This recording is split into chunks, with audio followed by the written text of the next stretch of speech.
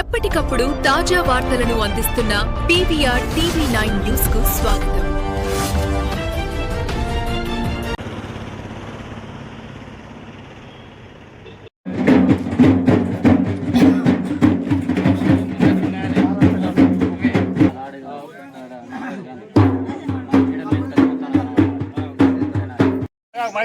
రానియా రానియా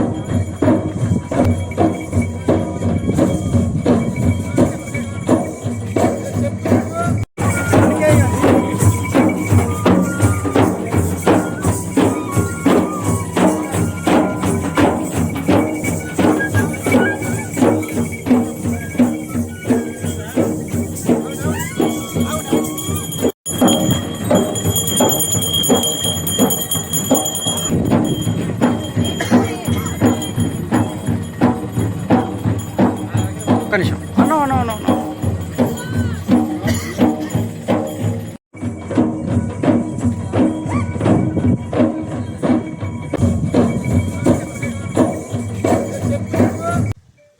అందరికీ రామ్ రామ్.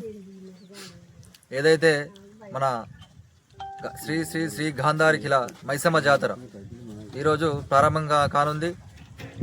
ఈ శుక్రవారం పూట కూడా మన గాంధారి ఖిలా మైసమ్మ జాతర స్టార్ట్ అవుతుంది. శుక్ర శని ఆది మూడు రోజులు ఘనంగా ఈ జాతర జరుగుతూ ఉంది.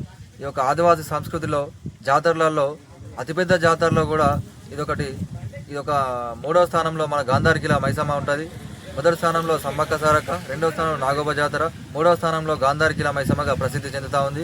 దానిలో భాగంగా మొదటి రోజుగా ఈరోజు మన సదర్ల భీమాన దగ్గర నుంచి భీమాన గజాలను తీసుకొని కాలినడకన మన యొక్క గోదావరి జలాలని గోదావరి దాకా కాలినడక నడుచుకుంటూ వెళ్ళి గజాలను శుద్ధి చేయడం జరుగుతూ ఉంటుంది. రెండవ రోజు ఈ యొక్క మొక్కలను చెల్లించుకొని మా యొక్క గోదావరి జలాలను తీసుకొచ్చినటువంటి జలాలని మా యొక్క ఆడిపరుచులతోని మన 101 మందితో కుండలలో ఈ యొక్క జలాలను తీసుకెళ్ళి మా మైసమ్మ తల్లిని శుద్ధి చేయడం జరుగుతూ ఉంటుంది. ఆ తర్వాత సాయంత్రం ఈ భక్తులందరూ కూడా గిరిజనేతర భక్తులందరూ కూడా మా యొక్క సంస్కృతి సాంప్రదాయాలు తప్పడుగుళ్ళు, పిల్లనగురు కావచ్చు, పోతరాజు, మన కిట్టస్వామి, లక్ష్మీదేవర ఇలాంటి అన్ని కూడా వివిధ జిల్లాల నుంచి వివిధ రాష్ట్రాల నుంచి కూడా తరలిస్తూ ఉంటారు ప్రజలు.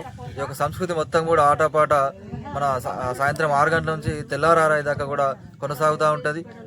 ఇదే రోజు శనివారం రోజు నైటు 12 గంటల తర్వాత పౌర్ణమి వేళలు మొదలైన తర్వాత మా యొక్క రెడ్డ వంశస్థులందరూ కూడా మా సంస్కృతి సాంప్రదాయాలతో మైసమ్మ తల్లికి పూజలు నిర్వహిస్తూ ఉంటారు. ఈ యొక్క పూజలు తెల్లవారుజామున 5 గంటల వరకు కంప్లీట్ అవుతూ ఉంటాయి. ఆ తర్వాత మా మైసమ్మ తల్లికి మా మొక్కుబడి మేము ఇచ్చిన మొక్కుబడి తీసుకుంటుందన్న ఒక నమ్మకంతో మా వృఢవంశస్థులుగా పూజలు అయిపోయిన తర్వాత కిందికి రావడం జరుగుతుంది.